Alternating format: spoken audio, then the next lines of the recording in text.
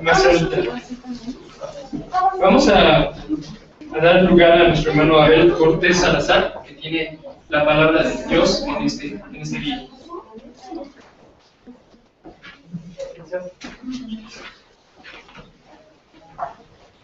Hola hermanos, lo que nada, quiero presentarme, soy Abel, estudiante de MONAD. Es una bendición poder estudiar con el profesor Cristian.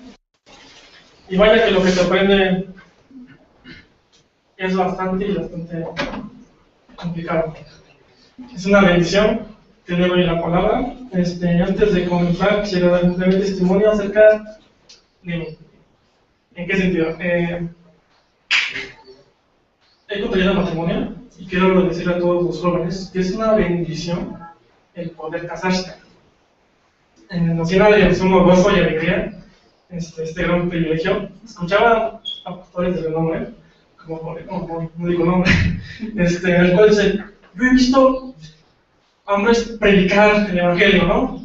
Pero a la hora de casarse se reconocen que es otra cosa muy diferente, ¿no? Perseverar en la unidad, perseverar en el amor, por encima de cualquier cosa. Realmente el hombre es sabio la palabra cuando dice: no es bueno que el hombre esté solo. No es bueno porque realmente en la juventud, en la falta de responsabilidad, de proveer, hay un caos.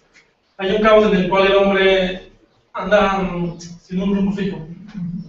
Casarse es un compromiso, y yo creo que, como todo, y como diría Cristian, arriesgado, pero creo que todo cristiano firme en la palabra debe de aprender a discernir. En la vida práctica todos los días lo que es bueno, lo que es malo, cómo cuidar a tu pareja. Sé que es bastante prematuro, porque hace poco tiempo estoy casado, me casé el 22 de marzo, pero sé que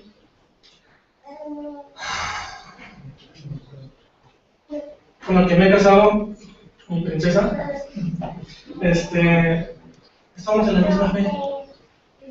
Y exhorto a todos los jóvenes que nos oigan, también por internet se ayuda, que nos vean, que no se casen en yugo desigual. Porque en el matrimonio, si algo aprendemos, es a jalar por primera vez juntos. Ya no es individual, ya no soy yo y mis convicciones no. Ya es unirse, es completamente un pacto de Dios. Entonces, sé que a muchos les ha ido bastante mal. Consecuencias, incluso Proverbios lo dirá, ¿no? Al joven lo exhorta fuertemente a que vele porque se case con una mujer virtuosa. Porque realmente, si yo me hubiera casado con una mujer del mundo, mis convicciones no quedarían con ella. Fueron otras cosas, ¿no? La fiesta, la parranda, no amaría a Dios. Y realmente, estar juntos fortalece. Y creo que el matrimonio más adelante ya me tocará cuando tengamos años más de vivir el matrimonio. Desarrollar clara y puntualmente la bendición que con ello trae. Entonces, yo creo que es de valientes y es de cristianos, porque el cristiano creo que tiene convicciones firmes en la palabra, tiene discernimiento. ¿Y a qué me refiero con esto? A que no anda probando si tenemos caracteres similares, sino que tengamos las mismas convicciones.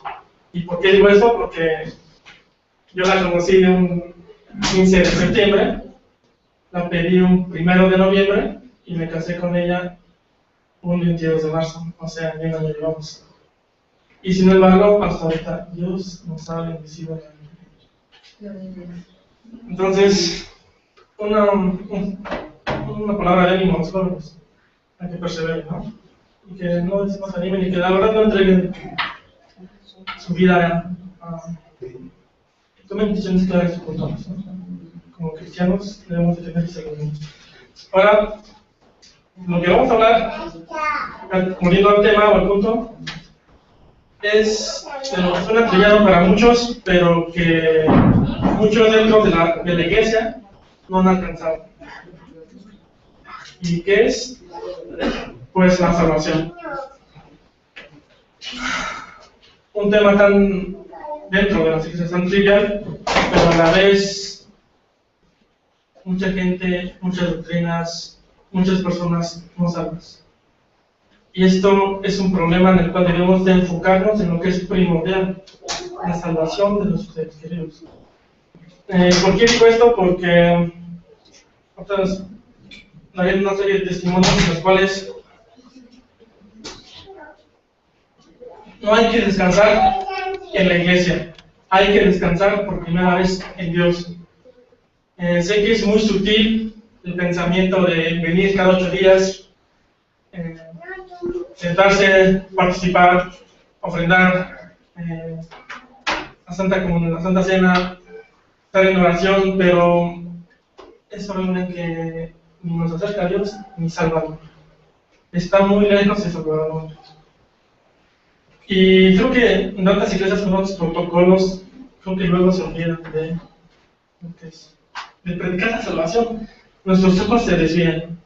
Ahora, lo digo porque yo estuve varios años en diferentes iglesias y no era salvo. La incertidumbre de ¿seré salvo? La incertidumbre, ¿y si hoy me muero, sí me iré al cielo o no? La incertidumbre de ¿este pecado todavía me causa juicio? ¿Qué es todo esto, no? Es una evidencia. La Biblia exhorta claramente a que cada persona se examine, porque confiar en la iglesia no es saludable. He estado en multitudes de iglesias donde la salvación, por un lado, unos te la venden, otros te la dan y te la quitan, y otros te la dan, te la ofrecen de tal manera, pero también vive la vida como quieras. O sea, yo no sé, pero es lo mismo que estábamos viviendo en Martín Lutero, ¿no? En la cual él proclamó muy fuerte que hay salvación fuera de la iglesia romana. Y esto es una retante hoy, ¿no? ¿Cómo voy a alcanzar salvación fuera de la iglesia? Es que nos volvemos a encapsular otra vez a lo que dicen los pastores, a lo que dicen los hombres. ¿Y qué si los hombres tienen la razón? ¿Qué si no tienen la razón? Nuestra única fe debe estar descansada o depositada en Dios. Vamos a explicar primero los primeros puntos, ¿no? De aquellas de todas esas trabas que hacen que la persona no alcance salvación. Yo, como todo personal del mundo, asistí a un curso de confianza, según para prevenir el alcoholismo, drogadicción y cualquier tipo de problema, y no me ayudó para nada. Ahí también se hablaban de un Dios muy sugerente, ¿no? Que te creas, pero tú crees en un Dios, ¿no? Yo creo que ahí, con unos amigos en una iglesia, una multitud de jóvenes gritando y alabando, y dije, ay, aquí hay un Dios, shalala, shalala. Llegaron a la convicción de que pensaba que por creer en Dios era salvo. Más tarde me di cuenta que era lo mismo. Grupos de alabanza, nos juntaba. No había diferencia entre un cristiano, bueno, no podemos decir eso. No había congruencia entre un mensaje de la Biblia y un comportamiento diferente al de la Biblia dentro de la iglesia. Y lo peor es que se alimentaba. Y entre jóvenes, algo que considero que debemos de aprender es a escuchar el consejo de los más grandes. He escuchado con solicitud y he aprendido y absorbido todo lo que puedo de Cristian y de mis pastores y de los hermanos que nos han aconsejado, nos han dado su consejo. Y la verdad, yo ruego a Dios, y creo que todo joven, nuestra llamada, creo que por varios incita a que busque la prudencia, a que busque el consejo, la sabiduría, más que el oro y la plata, ¿no? Porque ya te preservará, ¿no? Yo digo, quiero saber y tener el discernimiento para dirigir mi vida, mi matrimonio y todo lo que en ella hay, porque llegas al punto dentro de las iglesias que ya no sabes si está bien o si está mal. Y ese punto es terrible. Lo primero que debe desarrollar un cristiano es un carácter firme de lo que está bien y de lo que está mal. Si desde ahí ya empezamos mal, entonces hay un peligro. Ahora, prosigamos un poquito más adelante. Con la creencia que era cristiano, que podía hacer lo que quiera, de cuentas, no soy cristiano, Dios me ama, pues, hermanos, es triste la condición de cada uno de esas personas. En este pequeño caminar que llevo, corto, me topo con una iglesia más, muchos llamarán legalista, con una predicación firme de lo que está bien, de lo que está mal, que esto no está bien, que los jóvenes deben de conducir de tal manera, una serie de protocolos establecidos. Si andas bien dentro de la iglesia, pues se te ofrece, se te reconoce como un hijo de Dios. Tales iglesias en las cuales los protocolos humanos se ponen por encima de la salvación de Dios. Eso es otro grave peligro. Porque, bueno, yo no sé, pero yo creo que aquí considero que han de ser pocos, pero la mayoría han estado mal en una iglesia cristiana. Eso también es varias. De la primera iglesia que me salí por la falta de congruencia. Y caigo en una iglesia bastante rígida. Si se ven las cosas así, siempre te traje, siempre te corbata, siempre no puedes hacer groserías, no puedes hacer esto, shalala. Después de un tiempo me doy cuenta de otra verdad, que esto tampoco produce salvación. ¿Y cuál es la línea correcta de la santidad? De la santidad que la Biblia demanda. Si yo me voy a una iglesia, me van a decir, es que esto es lo correcto y lo santo. Si me cambio de iglesia, me van a decir que esto es lo correcto y lo santo. Entonces, depende de qué iglesia esté, van a delimitar lo que es correcto, lo que es santo, lo que es puro, lo que es verdad. Y cada iglesia siempre se va a jactar de lo mismo, ¿no? Solamente aquí tenemos la verdad, solamente aquí tenemos el verdadero evangelio. Y de esas cosas yo creo que debemos estar alerta. Porque si algo falta en las iglesias es ser como se cree, ¿no? Recibir con solicitud lo que dicen los hombres. Pero, oigan, un momento, vamos a revisar si está en la Biblia. ¿Qué tal que ya nos sugirió una doctrina que lleve al pecado? Y como esas, hay muchas, ¿no?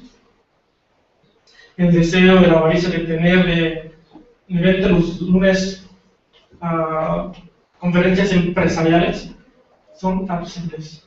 Una absurdez terrible.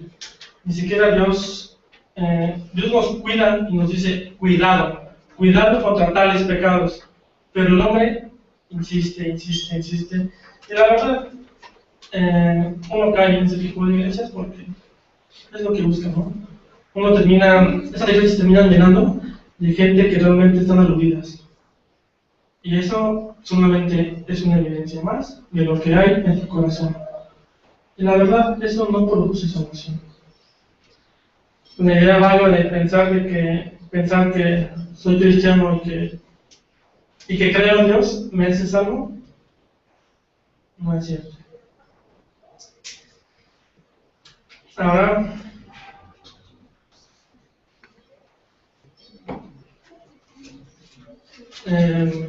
quisiera que fuéramos todos un pasaje de la Biblia, Romanos 30, por favor. Perdón, Romanos 9:30. Mínimo para que lo anoten.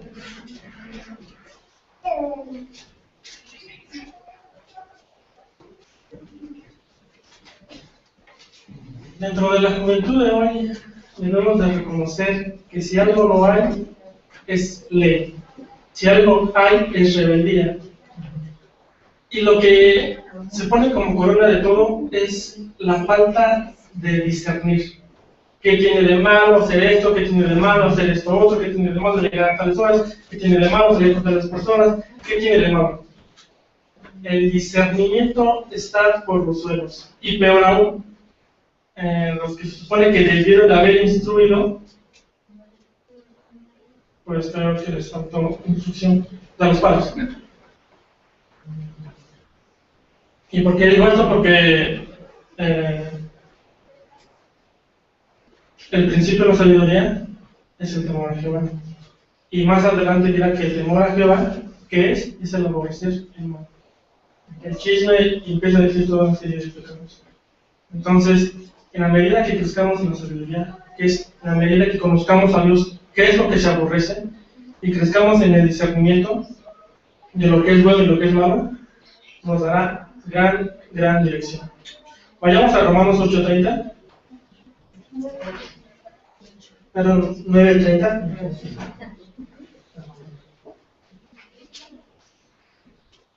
¿Qué diremos a eso? Que por medio de la fe, Dios ha hecho justos a los paganos. Nosotros, que no buscábamos la justicia, en cambio, los israelitas que querían basar su justicia en la ley, no lo lograron. ¿Por qué no alcanzaron justicia? ¿Por qué? Porque no se basaban en la fe, sino en sus propios hechos. Por esto tropezaron con la piedra de tropiezo. Como se menciona en la Escritura, yo pongo en Sión una roca, una piedra en la cual tropezarán. El que confíe en ella no quedará defraudado. Un pasaje que es bastante puntual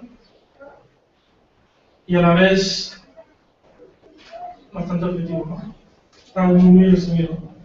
¿De qué me refiero con esto? Sé que nosotros no somos israelitas, pero al convertirnos a cristianos, bueno, permanecer en una iglesia, lo primero que se toca con uno dentro de la Biblia es mandamientos y ordenanzas, ley. Esta ley, dentro de las iglesias, van a ser maneras de medir a la gente. Si tú haces esto y esto y esto, tienes un nivel espiritual. Si tú haces esto y esto y esto, ¿no? Y lo peor de todo, se pone siempre el pastor en el nivel más alto, o sea, que guarda la ley, ¿quién como el pastor, no? Y un nivel de espiritualidad increíble. Hay que reconocer que todos somos seres humanos, que la salvación es para todos, que los medios de gracia son para todos, y esos pensamientos de, oye, el ejemplo del pastor, no estoy diciendo que no obedezcamos a nuestros pastores, o sea, sí, ni tengo nada contra Cristian, por el contrario, nos ha enseñado mucho, sino que nos quitemos esa idea de más, exagerada, desmedida, acerca de los hombres. Es donde por primera vez debemos de poner nuestra grandeza en cuanto a la ley en un solo hombre, que creo que es evidente a quien me refiero. A Jesucristo, efectivamente. Ahora, vamos a ver una serie bueno, este pasaje en el cual es muy puntual.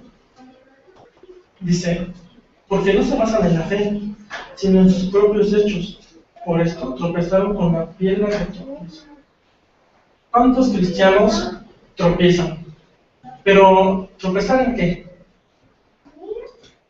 Si la ley, pues en sí misma es buena, ¿no? Porque los israelitas que tenían la ley no fueron los primeros en alcanzar la salvación. Bueno, evidentemente los primeros apóstoles, pero ¿por qué no se convirtió toda la nación? Porque es evidente que, y desde el púlpito siempre se ha predicado, y parece como tribuna de AA, en la cual están tirando a los hermanos los pecados, para que hagan o dejen de ser, ¿no? Eso es lo que deben hacer, eso es lo que no deben hacer porque dice la Biblia, ¿no? Y entonces, ¿en qué reducimos el Evangelio? ¿El Evangelio se reduce otra vez a ley? Entonces, pregunto yo, ¿a qué vino Cristo? Y suena un poco desafiante para muchos que han guardado la ley lo más posible y se dan cuenta que no hay salvación, que su conciencia aún los sigue atormentando. ¿Y esto a qué se debe? A que la ley por sí misma, a menos que sea cumplida en su plenitud, producirá salvación. Pero el hombre no está ni apto para guardarla, y mucho menos para poder llevarla a cabo toda. Entonces veamos en respuesta a qué descansa vuestra salvación, o la salvación del pueblo de Dios. Por medio de la fe, Dios nos ha hecho justos a los paganos, nosotros, que no buscamos la justicia. Nosotros que no buscábamos, que no promovíamos guardar la ley, que ni siquiera la conocíamos, éramos seres más viles, incluso para todo el que guarde la ley se conocerá que nosotros cometemos y nos deleitamos en el pecado, y nos deleitamos en hacer todo tipo de males. Dice, se nos ha hecho justos, pero por la fe. Por la fe. Algo interesante. Primero que quiero declarar que tenga algún problema si el testimonio verídico que hay en la Biblia es incorrecto, se le podrá decir que venga a las clases de teología y de ciencias bíblicas, en la cual comprobarán de manera muy puntual que la Biblia tiene gran verdad. No tiene nada de malo poner en duda. Cuando yo llegué aquí, a estas instalaciones, me preguntaron, ¿por qué vienes a estudiar idiomas bíblicos? Mi respuesta fue para comprobar si lo que dice la Biblia es correcto. Aquí me han dado las herramientas para poder decir, este libro es apócrifo, no sirve para nada. Puedo identificar la severidad con la cual la Biblia se rige. Esto da gran aliento a todo aquel que no tiene nada de malo dudar. Por el contrario, si tienen dudas, lo mejor que pueden hacer es meterse a estudiar para que conozcan la grandeza de la salvación.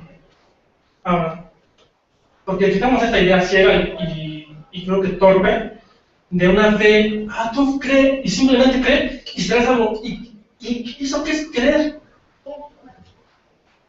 Creo que también es una palabra no traducida, es una palabra no traducida. Es tener una seguridad. ¿La seguridad de qué? A ver, si yo te compruebo de manera ordenada que si multiplicamos tales números, este es el resultado, también se le llama fe. Es creer, es una seguridad. Pero mucha gente piensa que fe es creer en lo que no se puede comprobar. Y no, por el contrario, se puede comprobar. Se puede comprobar los textos anotados en la Biblia si hay contradicción o si no hay. Esto afirmará el testimonio de lo que está escrito, lo cual es necesario para muchos. Los jóvenes de hoy hemos crecido en un mundo en el cual nuestros padres nos han dicho cree, punto. Y cuando nos empezamos a cuestionar y cuando no tienen las respuestas adecuadas, fue confundido, fue lavado de la cabeza, ha sido cegado por una emoción, por lo que dice el pastor.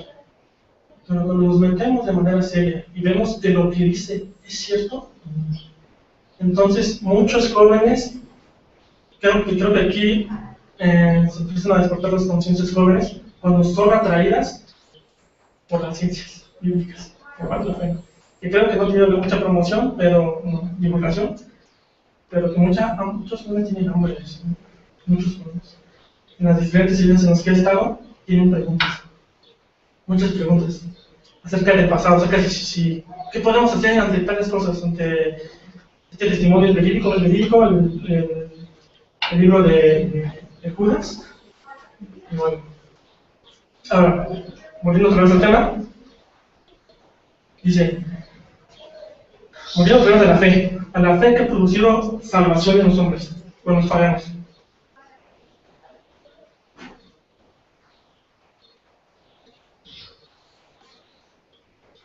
Un testimonio, una buena nueva, que ya no se predica. Y por eso las buenas nuevas, y lo peor y lo más increíble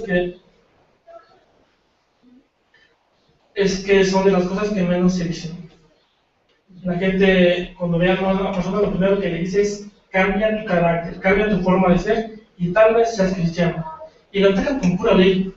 Y eso no es lo que quiere enseñar la Biblia. Lo que quiere enseñar la Biblia es algo más puntual. Tan cerca de la salvación, pero a la vez tan lejana. Tan lejana porque he estado en varias iglesias y no era salvo. Estuve en varias iglesias creyendo que era salvo y había todavía incertidumbre. Dije, ¿qué pasa? ¿Qué pasa? Llegué al punto en el cual dije: autoconvéncete de que en el día postrero Dios te va a salvar. Ten esa fe, ten esa seguridad. Y la verdad, esa fe y esa seguridad que se manejaba, nunca lo encontré. Y nunca lo alcancé. Sin embargo, sí encontré la salvación. Y no en esta fe ciega, sino en esta fe evidente. ¿Cuál es la fe evidente? Estaba un día sentado, escuché una conferencia en la cual expresó de manera puntual un pecado. Un pecado de inmoralidad sexual. Escuché, dije: ¿qué es esto? ¿Qué es esto? Como siempre, me empezó a juzgar mi conciencia. La Biblia dice que es necesario que nos arrepintamos para arrepentimiento y fe, ¿no? Para salvación. Porque dentro de las iglesias es necesario puntualizar el pecado. El pecado que cada uno nos juzga.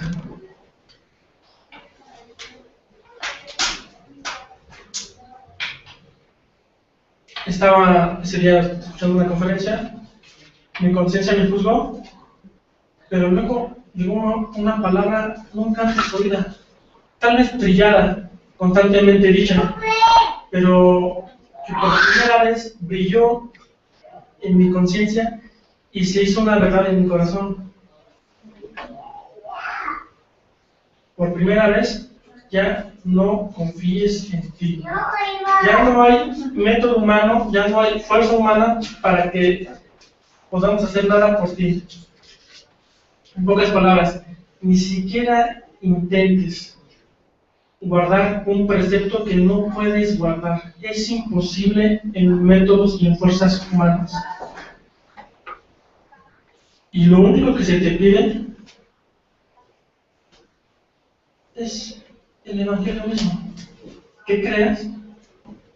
Creer que un hombre fue el más justo, el más santo, que fue capaz de guardar toda la ley, pero no la guardó para que se llevara la gloria y ascendiera al cielo y para que viéramos la grandeza de Dios, sino para imputar a nosotros una santidad que no era humana, sino que era de Dios, divina.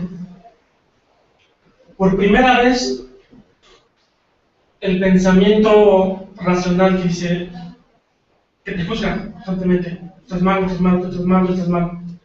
Y luego el pensamiento nunca antes oído, nunca antes vislumbrado, de una fe que nacía de creer el testimonio de un hombre, en el cual decía: oye, ¿tú cometiste todo esto? No te preocupes. Por primera vez, ya no te preocupes. Descansa en la santidad que yo he logrado, la de Cristo. Esto cabe aclarar que es una demostración de la grandeza de Dios, en la cual, en nuestra incapacidad para guardar la ley, uno la guardó toda.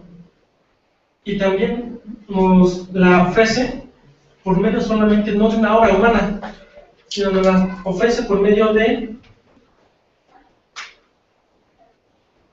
0 obras humanas. No hay obras humanas. Yo pregunto a todas aquellas iglesias que me enseñaron que la salvación se adquiere por las obras y por lo tanto se pierde por las obras.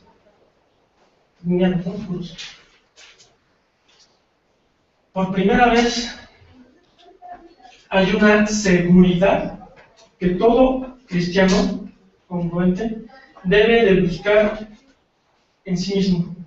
No la seguridad de soy bueno, no.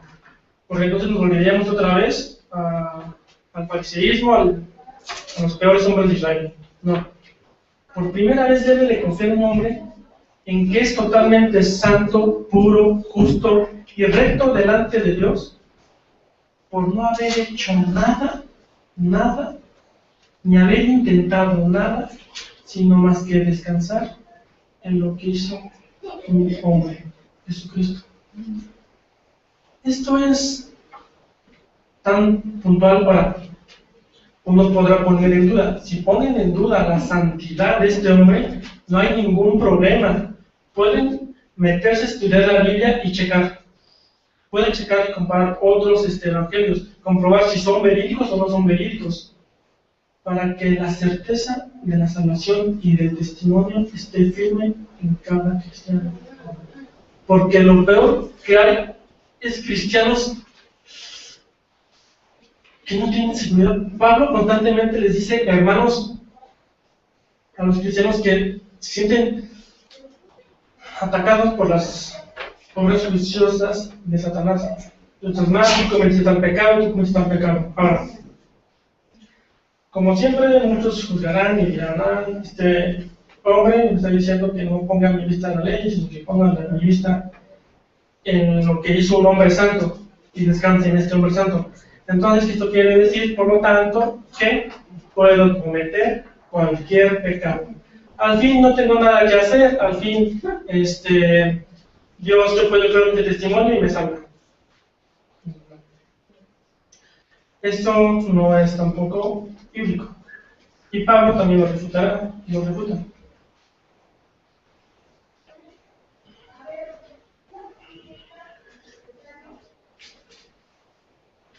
No hay obra más grande, no hay obra humana, ni existe una obra humana que pueda someter o esclavizar los deseos propios de la carne, ni de la conciencia. El deseo de hacer el mal, de suicidarse, de matar, de robar, lo que sea. No hay obra humana, ni psicología perfecta. Nunca, y pueden, si no pueden meterse a estudiar, y se alcanzan el método, vienen y me dicen. ¿Y por qué les digo esto?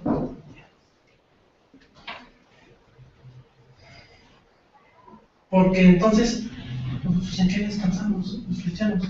Si no hay fuerza humana para poder someter la carne. Sometemos en una peculiaridad que expresa el Evangelio. Cuando uno estudia claramente la muerte de Cristo, aparte de que es sumamente agonizante, la muerte de Cristo trae consigo un mensaje más allá que el sacrificio. Un mensaje que tendrá que ver con el precepto más alto que ni siquiera es del hombre. ¿Cuál es este precepto, sentimiento tan sublime? El amor de un Dios que nos ama. ¿Por qué digo esto? Porque viendo un Dios que ya no nos juzga, que nos limpia, que nos implica una salvación tan grande, también encontramos a un Dios que nos ama. Y la verdad, esto llena por primera vez nuestros corazones de un amor inexpresable.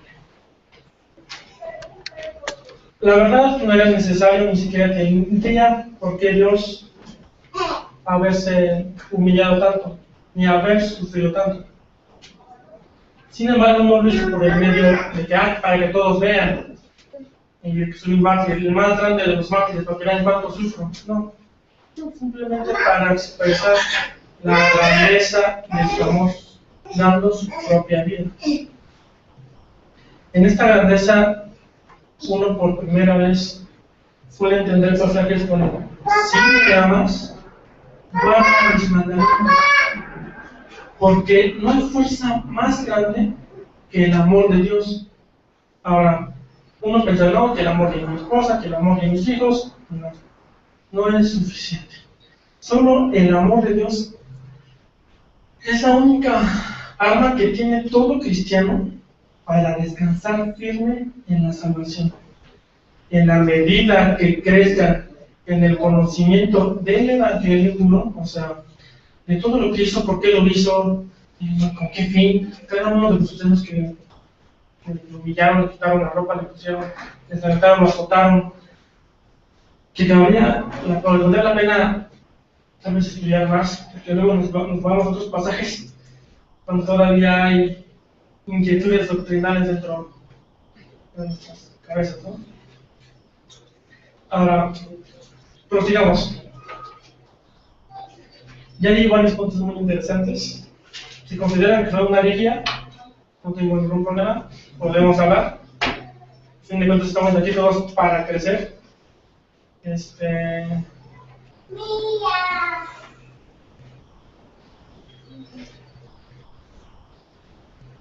Algo que le falta a los cristianos es unirnos más para tener una comunión de lo que dice la Biblia, tener y descansar y tener una seguridad para decir: ay, qué bueno. Mientras más leo el Evangelio, más tengo la seguridad de que me puedo morir y me puedo ir con Dios, de que puedo orar y Dios me oye. Si mucha gente no va a la oración, seamos honestos, si las iglesias están vacías en la oración, no es porque no crean en la oración, es porque no creen en Dios que los oiga, porque se sienten sucios todavía, porque hay algo que está en su Dios me dirá. No, seguramente nada más vamos, oramos, no pasa nada, y de ahí se queda la reunión. Y nos dicen que perseveremos igual, y si nuestras constantes clamores suben a Dios y nos oye y nos responde. Sin embargo, cuando un cristiano tiene la convicción clara de que Dios le dice: ¿sabes qué? Mira, ¿crees en mi hijo?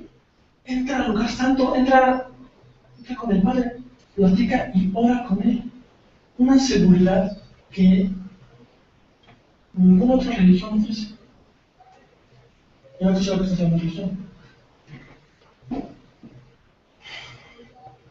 Por tanto, luego que nos enfocamos más, y como todas las iglesias, a tratar de hacer y a volver a hacer, yo digo, crezcamos más en el conocimiento de Dios, que sea el que nos lumbre, nos alumbre, y nos muestre, nos capacite, nos enseñe, nos llene de pasión, nos llene de poder de este Evangelio, porque la predicación del Evangelio realmente no es complicada. Es lo más sencillo, no requiere años en teología, no requiere años en temas bíblicos, solamente expresar con puntualidad lo que Dios ha hecho. Ahora, como siempre habrá gente que rehúse, ¿no? Escuchar el Evangelio. Así que ellos no nos quedamos que si llevan mejor. Ojalá algún día sus corazones se dobleguen y se humillen delante de Dios, porque casi son así. Continuamos leyendo en lo que estaba diciendo, en el contexto en el cual estamos estudiando. He aquí que por medio de la fe, Dios nos ha hecho justos a los paganos, que no buscábamos la justicia, por cuanto no guardábamos, si no guardábamos la ley, o sea, no buscábamos la justicia, y sin embargo, nos fue más fácil alcanzar la fe, por cuanto no buscábamos las obras. Nos llega un evangelio que nos dice: confía en Dios. nos arrepentimos de nuestros pecados y confiamos en que este hombre nos ha hecho santos. Punto número 2. ¿Por qué los hombres no alcanzaron salvación, los israelitas? Porque no se basaban en la fe, sino en sus propios hechos. Por eso tropezaron con la piedra de tropiezo, que se menciona en la Escritura. Yo pongo en Sión una roca, una piedra en la cual tropezarán. El que confíe en ella no quedará defraudado. Hasta cierto punto parece que estamos en una ventaja contra los israelitas, porque si no teníamos ley, no la guardábamos, cuando nos llega un evangelio, el evangelio de las buenas nuevas, lo abrazamos de volada. Pero ya después de un tiempo dentro de las iglesias, la gente empieza a trastornar el mensaje. Después de un tiempo dentro de las iglesias, ya no parece una iglesia, ya parece una iglesia pues, solamente con el testimonio o el mensaje de los antiguos israelitas. Vuélvanse a las obras, vuélvanse a la ley, miren las leyes, que no cometan pecados, hagan tales cosas, y otra vez nos volvemos a enfrascar buscando agradar a Dios en las obras. Yo exhorto a todos los hermanos, a los que no sean salvos y a los que sean salvos, a descansar en Dios, a confiar en Dios y a perseverar en el estudio de lo que hizo Dios en su evangelio. Todas las dudas son necesarias disipar. Es bueno que pregunten, es bueno que les pregunten a sus pastores: pastor, ¿qué pasa con esto? No, la verdad no creo que sea necesario. Pasaje también más adelante de la importancia del bautismo, que tan importante es que quieren disipar para que por primera vez el creyente descanse en la plenitud de la obra que Dios ha hecho. De esa manera realmente las iglesias no estarían tan ¿cómo podemos llamarlo? Como que tan apáticas, creo que es la palabra correcta. Si hoy supiéramos, oye, ¿crees en el Evangelio de Cristo? Responde que sí. Creo. Entonces, todo lo que pidas en oración te será dado. Pero eso, desde la fe, para creer, ya no siquiera hay fe. O sea, creo que nos hemos brincado también varios textos. El Génesis, el libro completo de Génesis, libros que van a afirmar la fe, nos van a ser más conscientes. Hoy parece que la ciencia nos ha opacado. Un Dios que no existe, que comparamos a la creación contra la evolución. Todas esas respuestas ya tienen un respaldo bíblico y la gente no estudia. Yo la verdad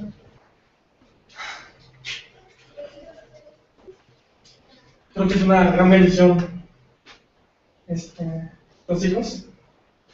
Mi anhelo es enseñarles la Biblia, que crezcan en buenas obras, que crezcan en la fe, que sean hijos talentosos, buenos predicadores.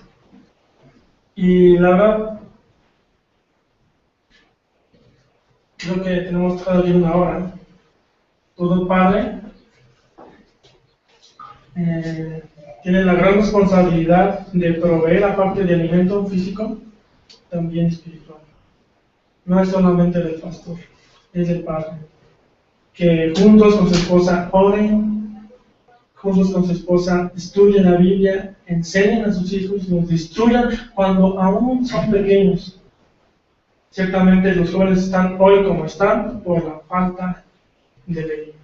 Porque cuando llegamos a la ley más adelante terminaremos diciendo que la ley, el fin es Cristo. El único propósito de conocer la ley es conocer la santidad de Dios, no para guardarla, sino para conocer más adelante un hombre que le iba a cumplir toda. En tal santidad nosotros descansamos, no en la vuestra propia. Ahora, en la medida que descansemos más en Dios, el cristiano vivirá una vida mucho más gozosa. en Cristo. Sin tantos preceptos, sin tantas cosas, porque ¿cuál es la línea de santidad hoy? Seamos honestos. Si yo me traigo aquí me dicen una cosa, ¿no? No es 10, no 90 al día, hasta el día, hasta el día. Si voy a una iglesia, me incitan a que sea diácono, a que no ofrende, y yo digo, el ministerio de la educación, perdón, de la escuela bíblica para niños, no está en la Biblia, por lo tanto, no la debes de hacer, no la debes de cumplir. Y cada quien tiene un precepto diferente, un protocolo diferente que lleva a la iglesia. ¿Y qué se supone que los cristianos no deberíamos de haber crecido en una misma unidad, en una misma convicción? Esto es el resultado de quitar por primera vez la fe que produce salvación y otra vez volvernos a las obras. Vamos a hacer esto. He conocido iglesias de las más terribles, porque lejos de acercarte a Dios, te ponen una lista enorme de discipulado. Eso nunca nos va a acercar a Dios. Ojalá todos los hermanos perfectos algún día puedan ver con claridad y descansar no en obras humanas, sino únicamente en la salvación que Dios ha dado y nos ha ofrecido gratuita, sin obras, sin nada. Simplemente creer el testimonio. Si creemos, más que suficiente. Realmente estas palabras a mucha gente las convirtieron y a mucha gente las dejaron igual. Al contrario, así siempre. Aun conociendo y degustando el don de Dios, lo rehusaron. Veamos ahora. Voy a continuar en el 10:1. Hermanos, el deseo de mi corazón y mi oración a Dios por los israelitas es que alcancen salvación. La oración de Pablo era evidente. En su favor puedo decir que tienen un gran deseo de servir a Dios. Como en muchas iglesias, yo también puedo decir lo mismo, tienen un gran deseo de servir a Dios. Solo que ese deseo no está basado en el verdadero conocimiento. Qué triste todas aquellas iglesias que tienen un deseo de servir a Dios, pero el conocimiento no está basado en la obra de Cristo. Pues no reconocen que es Dios quien hace justos a los hombres. Y esto es importante puntualizar, porque hoy la gente se siente grande o menos dependiendo de lo que dice el pastor o lo que dice uno mismo. Uno se debería sentir grande o menos en la medida de lo que dice Dios. Y lo digo porque he conocido cada pastor que les dice cada cosa a las ovejas y las han hecho pedazos. Triste la situación de todas estas iglesias. En la medida que el cristiano se fortalezca y ponga su confianza en Dios, irá creciendo. Tan sencillo, pero a la vez para muchos imposible para alcanzarlo. Pues no reconocen que es Dios quien hace justo a los hombres y pretenden ser justos por sí mismos. Otros también típicos que quieren alcanzar ser justos por medio de las obras humanas. Y si no se han sometido a lo que Dios estableció, y así no se han sometido a lo que Dios estableció para hacerlos justos, son hombres rebeldes. Porque la ley llega a su término con Cristo. He aquí un principio, ¿no? Es necesario la ley, conocer el alto grado y estándar de la santidad para conocer el alto grado y medio de santidad de Cristo. Yo creo que si un creyente quiere crecer en santidad, les voy a decir algo. No se mire a sí mismo. Miren la santidad de Cristo, todo lo que hizo. Esa es la única manera en la que van a crecer en santidad. Quitando ya toda lo humano. De la justicia basada en la ley, Moisés dijo esto: la persona que cumpla la ley vivirá por ella. Pero de la justicia basada en la fe se dice: no pienses, ¿quién subirá al cielo? Esto es para hacer que Cristo baje. O, ¿quién bajará al abismo? Esto es para hacer que Cristo suba de entre los muertos. ¿Qué es pues lo que dice? La palabra está cerca de ti, en tu boca y en tu corazón. Esta palabra es el mensaje de fe que predicamos. Si con tu boca reconoces a Jesús como Señor y con tu corazón crees que Dios le resucitó, alcanzarás la salvación. Tan resumida, pero a la vez tan clara para no ser vista por todas las iglesias. Una condición terrible hoy actualmente de Jesús. Incluso mismo Jesús lo dijo, ¿no? En su segunda venida hallará fe en la tierra. En su segunda venida hallará obras en los hombres, aparentemente por ellos más buenas, pero no hay ninguna obra buena en el hombre. Así que, recalcadísimo, depositar nuestra fe en Cristo más que en nosotros. Descansemos en Cristo, conozcamos lo que hizo, crezcamos en cada una de sus parábolas y aferrémonos a ellas. Ya dejemos de predicar a nosotros mismos, a los hombres, a lo que hicimos o lo que hicieron. No. También están dentro de la doctrina exaltar a los hombres de la Biblia, es exaltar a Cristo solamente. Si quieren exaltar a los hombres de la Biblia, entonces ya lo que quiere enseñar la Biblia a través es que los hombres pueden, a pesar de lo malo que son, alcanzar gracia delante de Dios. Vemos los peores casos, cómo alcanzan gracia. El más terrible de ellos, el más conocido o el sonado, es David. Vean este ejemplo no para seguir a David, sino para ver lo que Dios puede hacer en el peor caso que te encuentres, en el peor pecado. No veas a los hombres, ves solamente a Cristo. Si Dios pudo restituir a David, pues yo creo que con nosotros también puede. Entonces, pues con esto doy por terminado la breve explicación del Evangelio.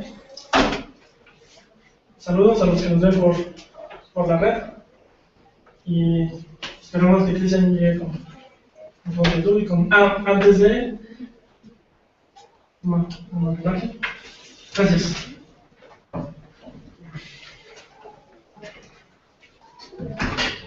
Hermanos, muy buenas tardes. Hay que agradecer al hermano Abel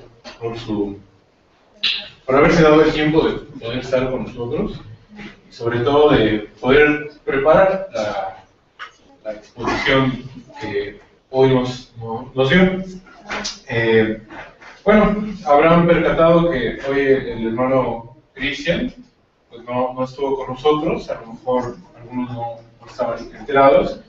Quisiera comentar que, como ustedes saben, nuestro pastor es muy solicitado.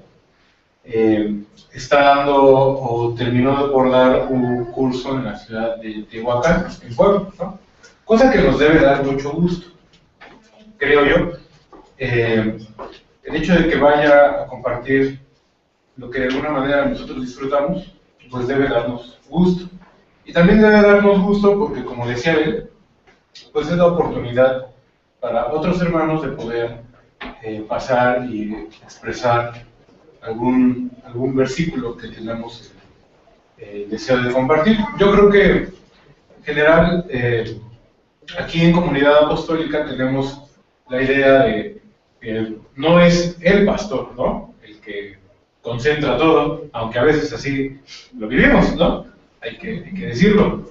No viene Cristian y ¿dónde está 50% de los hermanos. Sucede, ¿no? Yo creo que debe ser un gusto el poder estar aquí al frente y sobre todo el hecho de poder ser edificado por cualquier hermano, ¿no? No hay, no tiene que ser necesariamente por el pastor. Que tenemos que agradecer a Dios tan mucho y difícilmente alguien podría equipararse aquí en cuanto a su capacidad de exposición de la palabra, pero nadie está limitado en cuanto a poder hacerlo, ¿no? Todos tenemos el Espíritu, todos hemos sido transformados, convertidos por Cristo, y todos podemos estar aquí compartiendo, ¿no? Entonces, gracias que el pastor Cristian está en Tehuacán, gracias a nuestro hermano Abel que hoy se tomó el tiempo de darnos la exposición de la palabra, y a mí me toca 1 hora más, ¿no? Entonces, vamos a empezar. Es una noticia que no les...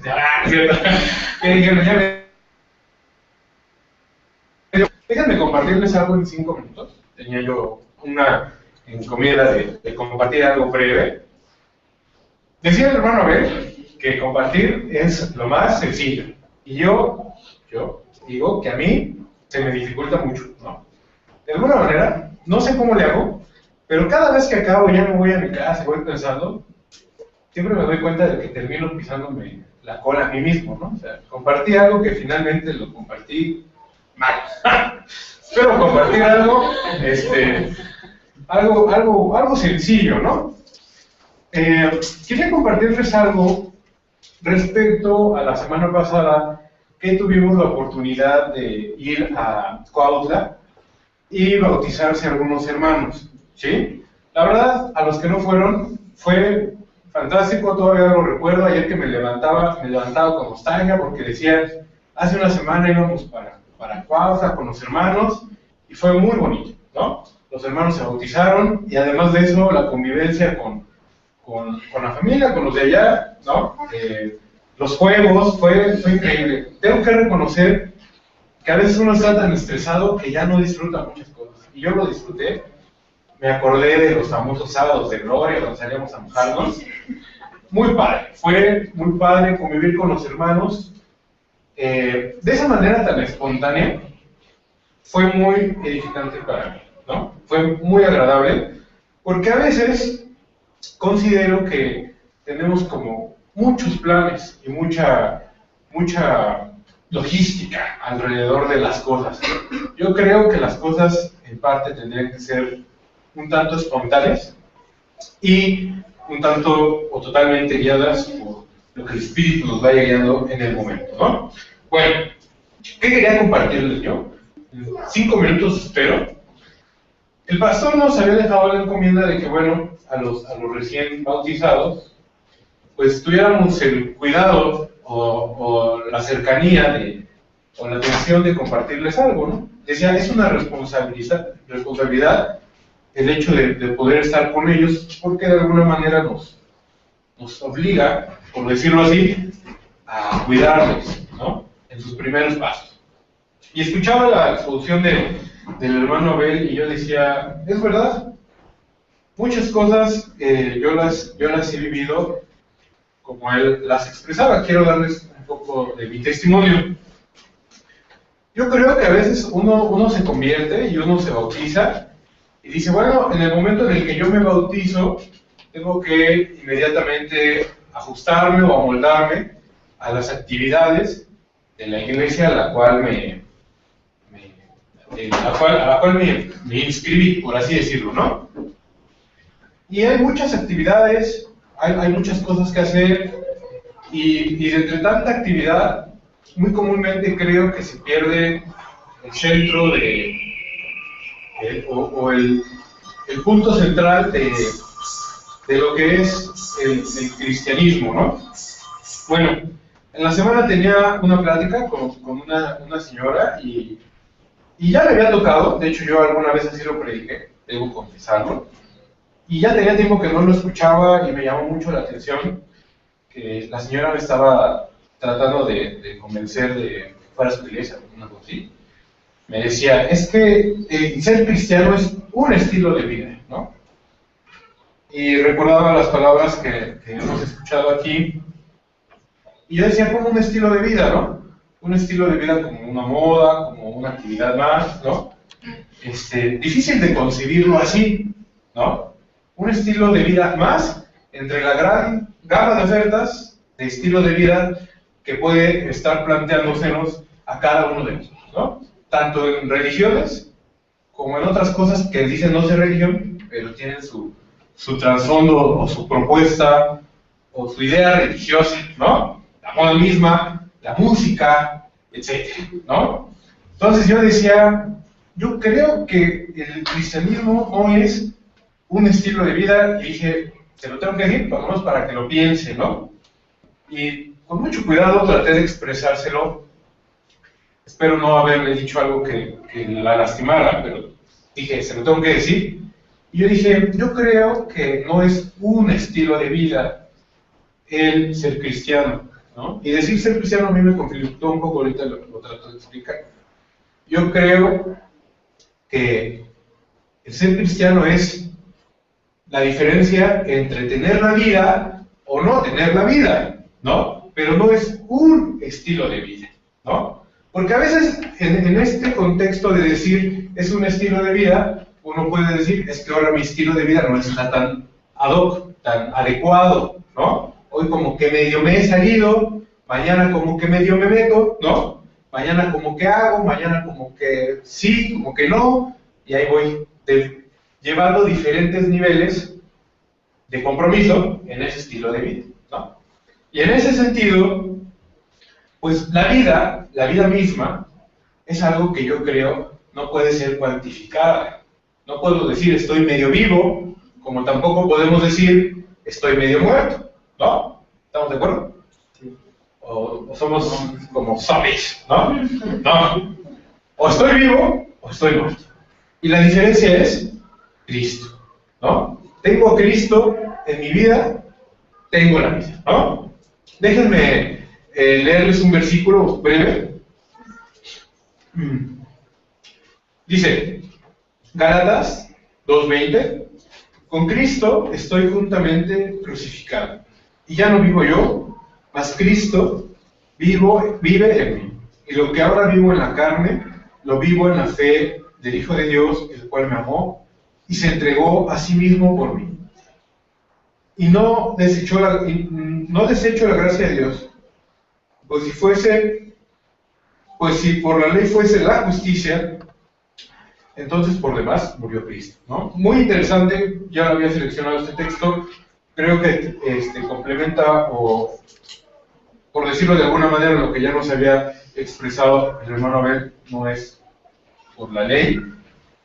Si fuera el caso, el sacrificio de Cristo sería en vano, pero yo decía, con este pasaje pensaba, ya no vivo yo, ¿no? Ya no es que, como a veces podemos, y decía hace un momento, ¿no? Bueno, hoy estoy medio comprometido, mañana retomo el control de mi vida, las riendas, ¿no? Ahí voy, ¿no? Así voy peleándome el volante con la iglesia, ¿no? O con Jesús. Es totalmente entregado y rendido a Cristo, ¿no? Él vive en mí, Él gobierna, yo lo invito, yo lo dejo, yo me entrego y me rindo por amor a Él. Por amor, que dice aquí, me amó y se entregó a sí mismo por mí, para que yo fuera salvo y no me perdiera, ¿no? Entonces, lo que quería compartir en esta tarde es que podemos tener muchas actividades, podemos hacer campañas de bautizos, bueno, no sé cómo se diga, campañas evangelísticas, conferencias, hacer muchas cosas, pero sobre todo no debemos perder que el asunto de la vida que nosotros hemos elegido aquí es Cristo viviendo en mí, ¿no? Todos los días. La vida misma, la vida con B mayúscula, dentro de mí, ¿no? Y esto creo que es muy importante para nuestros hermanos que no vinieron. Bueno, salvo está el hermano Vicente, que ya tiene más camino que yo y que muchos de nosotros en esto, pero me dio mucho gusto que estuviera él aquí. Muchos hermanos también que se bautizaron. Bueno, está Ulises. Y creo que esto es muy importante, porque todos los días creo que es muy importante recordar estas escrituras. Que el cristianismo o esta parte no se trata de predicar y salir a predicar estilos de vida, el hacer y el comportarse de X o de Y manera, ¿no? Sino se trata de que en cada momento que podamos apuntemos a la vida que es Cristo mismo, ¿no? En ese sentido, renovemos nuestro compromiso si es que lo hemos dejado, y a los que están acompañándonos y que tal vez no han sentido o no han dejado ser embargados por la vida de Jesús, pues los animo, ¿no? Y a los hermanos que recién fueron convertidos, pues a persistir, a insistir en la llenura del Espíritu en la vida de Cristo, ¿no? Hermanos, muchas gracias. Estamos ya sobre la hora.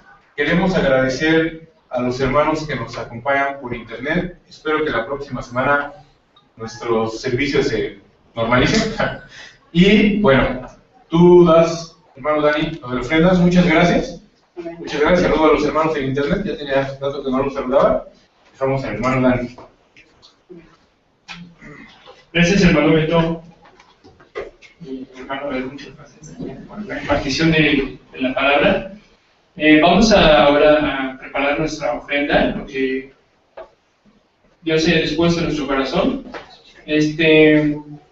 Puede ser nuestra misma hermana, pues, si quieres pasar con el alfolí para que podamos depositar la ofrenda.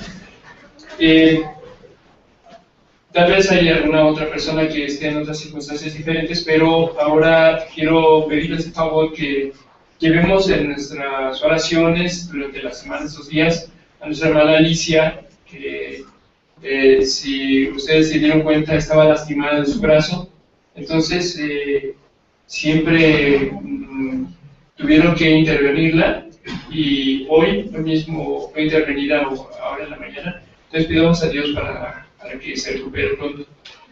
Vamos a hacer oración. ¿Quieres hacer oración por la ofrenda? Por favor. Padre, te damos gracias por esta prédica, Señor. Te damos gracias por este servicio, por la oportunidad de reunirnos y estar en comunidad. Abre nuestras mentes y nuestros corazones, Señor, para que nuestra ofrenda sea honesta, sincera, Padre, que vaya con la intención, con la convicción, firme convicción que es para servirte, Señor, para servir a tu reino, Padre, para ampliar tu obra en este mundo, Padre. Te damos gracias por todas estas bendiciones, Señor, y te hacemos estas peticiones en nombre de Cristo. Amén. Bueno, terminando de ofrendar, estamos despedidos. Muchas gracias. Amén.